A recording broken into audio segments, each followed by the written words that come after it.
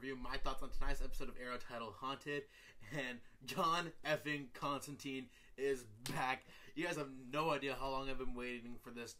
I've been so excited to see John Constantine back on the show, back on TV ever since they canceled this show back earlier this year.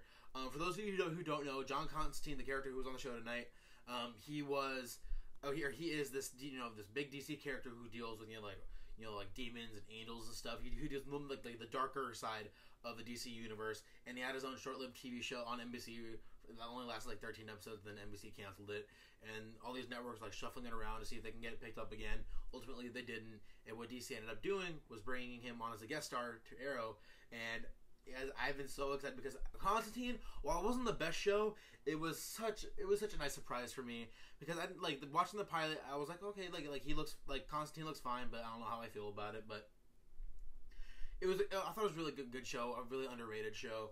And again, it's not my favorite show. Matt Ryan effing killed it as Constantine, and it sucks because they had to bring him on as a guest star. It's like I want him on his own show again. And seeing in tonight's episode of Arrow, and like when they show him in the flashbacks on the island, and I kind of figured that was coming at some point. Like Oliver had to know him, previously at some point, and seeing him on the island, like while it was a little predictable, at least on my end, it was really cool seeing him there, and seeing how Oliver interacts with him. And because we didn't see, in my opinion, we didn't see enough of Constantine in the episode itself. Well, I love the episode. So far, I think this is the best episode this season.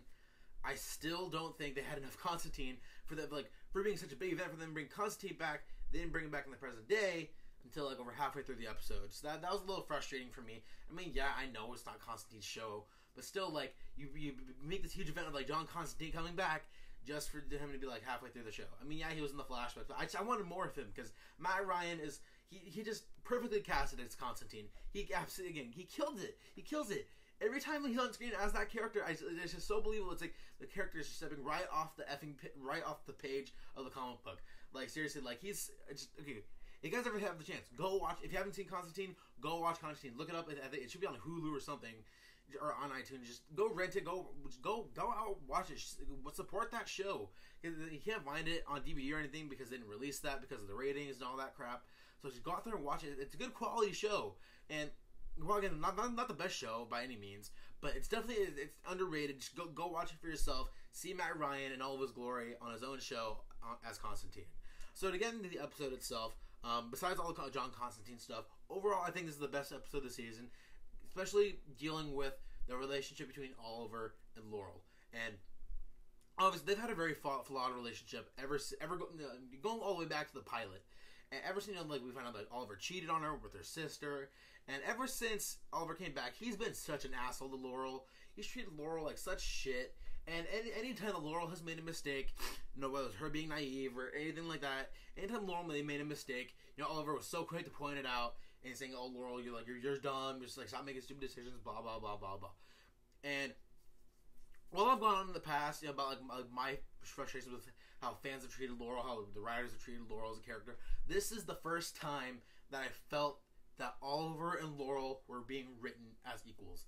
Because for the first time, we see Oliver finally addressing his own issues and how he talks to Laurel and how he treats Laurel. He's been a hypocrite. Yeah, Laurel has had these secrets and stuff, but still, at the end of the day, Oliver kept he has had several huge secrets he kept them from Laurel. And like all his fans are like, oh, like look, Laurel doesn't need to know, blah blah blah blah blah. Like all the stupid Laurel hate, just again so misguided, so stupid, and a lot of it comes from the way Oliver talks to her, because like everyone's like, oh well, he's the star of the show, so we gotta listen to him. Like Oliver is right, no matter what, and even the writers kind of feel that way sometimes. So seeing how like we finally see Oliver kind of get to a point where he's just like, I screwed up. Like I want to try being friends with you, like for real, and I don't utilize or all that. Like the great scene by the end of the episode, you really see that Oliver Queen has developed as a character. And being a fan of the comics, I hope this finally means we can see more of the Green Arrow and Black Canary relationship from the comics. Not like the full-on like romantic relationship, but seeing like how they go out and battle together and all those things. And I've been looking forward to that sort of thing, ever since the show started. And the writers have screwed up Laurel. They've screwed up Oliver's characterization several times.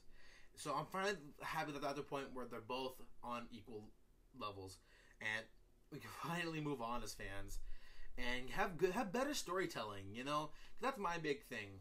Like, don't give me like flashy action scenes, because Arrow has like that's been one of Arrow's biggest successes, and is in its action and its fight choreography. But it's sometimes okay. Last season it lacked in like cohesive storytelling, and overall I feel like certain characters, you know, throughout the years haven't been written up to par. Oliver several times, you know, like Laurel like earlier on the show. But now I feel like we're at a point where like they're bringing the characters down to earth, like or finally like bringing the characters like to a real level of real emotion and recognizing their own flaws, and they're finally able to move on as characters, and you're actually seeing like that progression and that good character development that I've been looking forward to in this show. And so it's nice seeing all that, and so it's also it's like seeing sorry, excuse my stutter, guys. Seeing the dynamic between Thea and Oliver, and how again to an extent, like what I said earlier about Oliver being a hypocrite. You know, he wasn't upset with Thea about the whole like Lazarus Pit thing, but because he sees that like Thea is damaged from the Lazarus Pit, and when he finds out, you know, like the Malcolm made her kill just to suppress the, you know, like the pit rage or whatever you want to call it, because that's his baby sister. I mean, he's not gonna like hold it against her. So I mean, well, yes, it is him being a hypocrite. I did like their scenes in the episode, because I feel like now they're in their relationship too. Just be honest with each other. Again, I'm tired of the secrets. Just be honest with each other, and we'll all have a good time. You know, I mean, I didn't like Thea for the first like 2.5 seasons. And I would say the first like, oh, you know, yeah. So season 1, season 2, and the first half of season 3, I hated Thea. It wasn't until the end of season 3 that I actually started to like her more as a character. In the beginning of this season, I was like, I don't know, like they're giving her really bad dialogue, and the whole like I don't need to listen to you thing about like this episode is just like this is the Thea that I want to see as the fan of the show. Like keep it like I feel like every character in this episode just really killed it for me. Not okay, I wouldn't say killed it, but every character, at least in my eyes, had their moment in this episode. I mean, well, yes, we didn't see like Felicity have a big moment, but because I feel like Felicity was kind of like that was like their big like co-star of last season. It was like the Oliver and Felicity show basically. So it's nice that they're bringing her back a little bit. At least like she's not like as like in front of like the screen and like she's not like in the show as much as she was, which is nice for me because like she was that was one of my big problems with third season with how they treated her and her character. But I do like what they're doing with her this season so far. And honestly, I'm getting to like the Curtis Holt character a little more, because at first I felt like they're forcing in another big DC character, Mr. Terrific, like they did with Adam last year, and I was like, oh god, it's the same shit again and again and again. But so far they're doing the same thing with Felicity. Like at first it was like all in your face, and then they brought him back a bit. Like he's still there. He's just hanging out in the office, which hopefully he gets out of at some point. And they're showing him his dynamic with Felicity. Hopefully he interacts with the team more, and I'm starting to look a little more as a character. So there's that, and I love how at the end of the show there's a scene where they show Oliver get his his ab tattoos from Constantine himself. Oh, that's kind of funny because it's like you think he would have gotten the tattoos like anything else. It's like no, like he transferred the tattoos magically, and I thought that was so badass.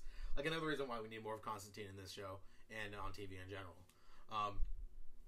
But like any episode, this episode wasn't perfect. It had its issues. I didn't like how when they were going after Sara the first time, and Oliver sees Sara and he recognizes that it's Sara back. He just stops. He's like, Sara, and then she runs away, and it's like, dude, go chase her, dude. It's just, and then of course, another thing I didn't like was when Sara would conveniently show up when they realized that she's about to show up. Like when Oliver realized that Sara was going after the girls who look like Thea, he calls Thea, and then Sara immediately shows up, and then they're staking out waiting for Sara, and then Sara immediately shows up. Like I just didn't like that. It took me out of it. It was just kind of too on the nose, if you guys know what I mean. Like I don't know, that kind of took me out of it. And I didn't like how when they finally brought John Constantine in, and they're trying to bring Sara back, and they go to the other realm, which is the Nana Parbat thing. I thought that whole sequence was so cheesy and lame. Like I was expecting more of a part of hell, you know, something more like on the Constantine side, like something dark and edgy and really like kind of like sadistic and something more along the lines of something we'd see in like Supernatural. But no, they had to stick with Nana Parbat and Sara being in Elijah's pit, being like, help me! Actually, she's being pulled down by like all the weird creatures and demons or whatever. Like I was unimpressed with that scene, but yeah, but those are some minor things I had wrong with the episode. Overall, I think so far my favorite episode of the season, and it's so nice seeing John Constantine back. I cannot stress enough how much I've missed that character and Matt Ryan's portrayal of him. I hope this means that we'll see more of him in the DC TV universe. You know, Gotham excluded. I hope we get to see him possibly pop up in Flash, or more than likely Legends of Tomorrow. Hopefully, I just want to see more of him. I hope that it just wasn't this one-time deal like the producers of the show keep saying it is. Because you don't get a character like John Constantine and just save him for one episode. Like don't do that. Like us as fans, like we want more of him. Like that's why we tried saving the damn show. Like, honestly, if I were you guys, go check out the Constantine show. It's all on iTunes and Amazon Prime, I think. Just go watch it. Like, yeah, you probably have to pay for it, but honestly, I think it's worth it. It's a highly underrated show. Not the best show by any means, but it's definitely I think it's honestly worth the watch. Like, get past the first couple episodes, and I think you'll be guys really in for a treat. Like, I really do. If you guys love Arrow and Flash and all these shows, I think you'll really like Constantine. Like, Constantine is a darker take, and you know, like more like the edgy, darker part of the DC universe that we haven't really seen much of. So I think if you guys like these shows, you should definitely go check that Constantine show out. So yeah, I think that's gonna be it for me, guys. Again, really really solid episode. Again, I had some problems with it, but overall, I'm really happy to see John Constantine back, and seeing how, you know, Matt Ryan was unfairly treated on the Embassy Network with him in his show. So nice seeing him back on a new network. Hopefully, again, we'll see more of him. And yeah, because ever since I've seen him, you know, Matt Ryan himself at Comic-Con last year for the DC TV night, where I got this shirt, exclusive shirt that I got for free there. I ended up getting like 3 of them, but I think it's one of the only shirts produced, or type of shirt produced, that had John Constantine himself on it.